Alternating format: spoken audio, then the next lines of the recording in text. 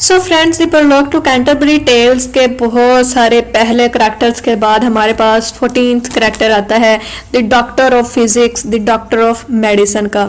Doctor of physics بہت قابل شخص ہے، مگر عجیب بات یہ ہے کہ اس کے طریقہ علاج کی بنیاد علم فلکیات پر ہے کہ وہ ستاروں کے حال چال دیکھ کے پھر مریضوں کا علاج بتاتا ہے۔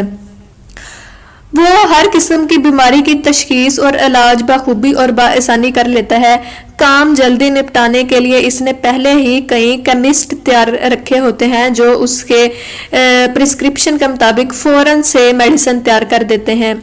اس نے دی ڈاکٹر آف فزکس نے تمام قدیم جو پرانے ڈاکٹرز، حکیم وغیرہ ہیں ان کی بکس کا مطالعہ کر رکھا ہے، لیکن بائبل کا مطالعہ اس نے بہت کم کیا ہے۔ ڈاکٹر آف فزکس ایک کنجوس آدمی ہے۔ اس نے طاعون کی وبا پھیلنے کے زمانے میں کافی دولت جمع کر رکھی ہے اور وہ خود غرض ڈاکٹر معلوم ہوتا ہے۔ یہاں پھر بلیک ڈیتھ کا ذکر آتا ہے۔ بلیک ڈیتھ اس کو کہتے ہیں جب طاعون کی بیماری کی وجہ سے وبا پھیلنے سے بہت سے انسانوں کی جان چلی گئی تھی 14th سینچری میں، تب اس ڈاکٹر آف فزکس نے بہت دولت جمع کی تھی۔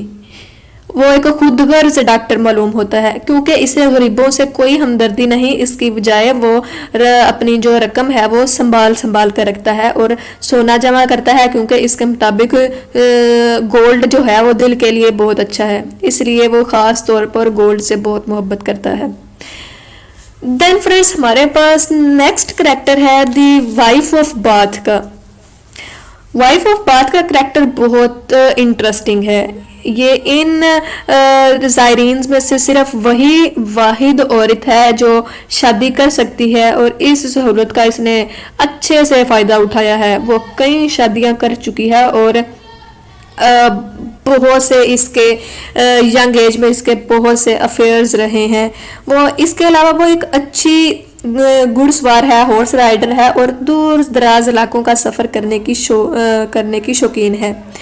وہ ایک بہت اچھی ڈریس ڈیزائنر بھی ہے اور اس کام میں اتنی ماہر ہے کہ فیشن ڈیزائننگ میں مشہور ترین شہروں کے ماہرین کو بھی اس نے مات دے رکھی ہے۔ ان سب کو اس نے دی وائف آف باتھ نے پیچھے چھوڑ رکھا ہے۔ اس کے علاوہ وہ بہت نخریلی عورت ہے اور وہ چڑھاوے چڑھانے کے لیے وہ سب سے پہلے جانا پسند کرتی ہے، لیکن اگر کوئی دوسری عورت اس سے پہلے وہاں جانے کی جرات کرے تو وہ غصے میں آ جاتی ہے۔ چوسر تنزیہ طور پر اسے ایک اچھی بیوی اور ایک اچھی عورت قرار دیتا ہے کیونکہ اس کا کریکٹر اچھا نہیں ہے اور وہ محبت کا درد کا علاج خوب جانتی ہے کیونکہ وہ خود بھی اس قدیم کھیل کی ماہر ہے۔ یہ سب چوسر نے اس کو تنزیہ طور پر کہا ہے۔ لوگوں کی اس موجودگی میں وہ خوب بولتی ہے، مکھن لگا کے بولتی ہے جس کو کہتے ہیں نا، وہ ایسے باتیں کرتی ہے۔ اس کی جو ٹیتھ کے درمیان ایک سپیس ہے، خلا ہے، اور وہ راہباؤں جیسا ایک مخصوص سکارف پہنتی ہے۔